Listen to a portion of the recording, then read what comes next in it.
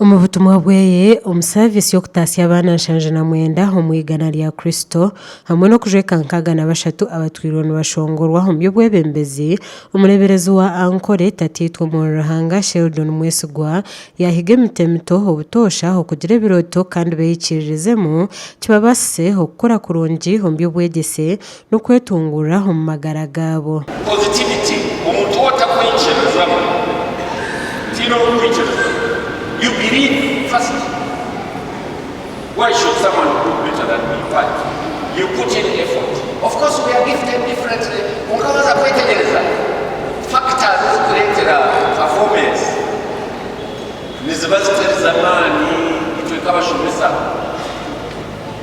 ezitukukalira nk'oku tubiire turi omu bwire bw'akaruru. Omuleberezi Sheldon Mwesigwa hoona omu butumwa bweye yagambira abo boona beesimbire abasingire n'abasingirwe okusaasirana bakagarukana aha bw'oburungi bw'abantu boona hamwe n'eihanga. konka nishaba mukama twere twetiisizane tugarukane kandi okukira munonga kukyalenge naaremu abokube naaremu okukira nibo biiniriza because atikunuya bona nyonuku nyukabiri takugireho imwambire mugireho obundi eriyo tunka yokuza okubyaro nankai takugireho munonga konke naaremu ai abo biina okwegaruka bateeke ekinguro baleete buli omwe weena nowagwire bashitame kumwe bagarukane abokubagataho ari ebintu bingi by'amaani. Okubangura abaana oku kubiire nikukorwa abeegyesa batari bamwe kandi bamwe ahari abo abakozire omurimo ogu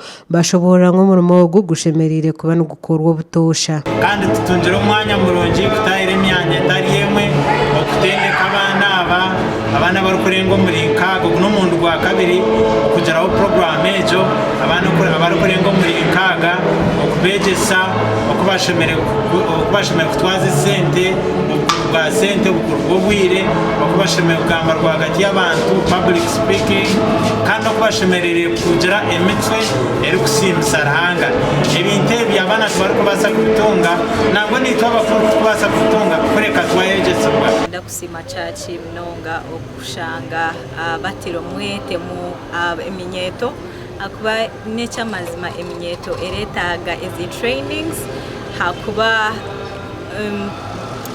emyaka ei barimu brains zaabo ziri kudevelopinga so ni kirungi kandi ni kibi hakuba wotagizira obwire okabeegyesa ninga okabatraininga nibaza kuba ekindi hakuba ebi bari kwega butiya barabikwata jibajiba so baba bari kwega ebibi nabwe baraze kubikwata jibajiba bibabeere ki bibateganise bayega ebirungi nabyo baraze kubikwata jibajiba bibayambi habo kugira ngo emitwe yabo eri kudevelopinga. Gashakwa Ian Akankwasa ahabwa Tayari West.